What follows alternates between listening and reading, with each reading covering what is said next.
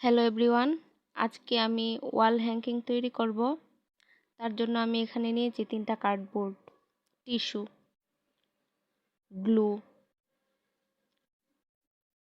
গ্লুয়ের সাথে white acrylic colour mixed করছি। এটাকে ভালোভাবে মিক্সড করে নিব।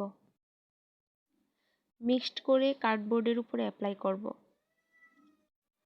তোমরা চাইলে এর পরিবর্তে জেসও ব্যবহার করতে পারো। আমার কাছে জেসোটা ছিল না, এজন্য আমি অ্যাক্রিলিক কালার ব্যবহার করে নিছি। এখন এটার উপরে টিস্যু দিয়ে দিব। টিস্যুটা এমনভাবে ট্যাপ ট্যাপ করে চাপ দিয়ে নিব যাতে করে এটার মধ্যে কোনো বাবলস না হয়। এরপর এটাকে ভালোভাবে মুড়িয়ে নিব। আমার 3টা কার্ডবোর্ড রেডি। এখন এগুলোর উপরে অ্যাক্রিলিক কালার অ্যাপ্লাই করব। এটাতে ব্লু এর সাথে আমি হোয়াইট মিশিয়ে কালারটা একটু হালকা করে নিয়েছি। এখন পুরো কার্ডবোর্ডে কালারটা ভালোভাবে মিশিয়ে নিব। একটু সাবধানে করতে হবে যাতে টিস্যু পেপার উঠে না আসে। 2 নাম্বার কার্ডবোর্ডে হালকা গোলাপি কালার করছি। কালারটা ভালোভাবে অ্যাপ্লাই করে নিচ্ছি। এরপর 3 নাম্বার কার্ডবোর্ডে চলে যাব।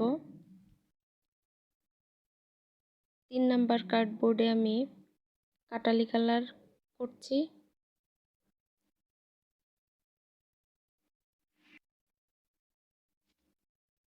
কালারটা ভালোভাবে অ্যাপ্লাই করে নিচ্ছি।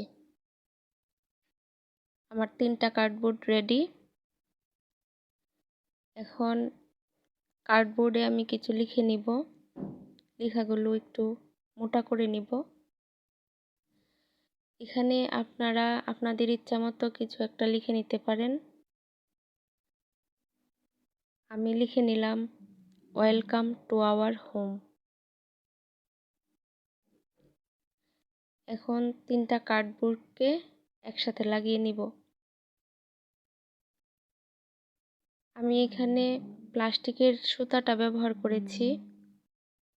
আপনারা চাইলে এখানে পাটের সুতা ব্যবহার করতে পারেন। পাটের সুতা ব্যবহার করার একটা সুবিধা হলো গ্লুয়ের সাথে এটা সহজে লেগে যায়। এজন্য আমি মনে করি পাটের সুতাটা ব্যবহার করাই ভালো। তৈরি হয়ে গেল আমার হ্যাঙ্গিং।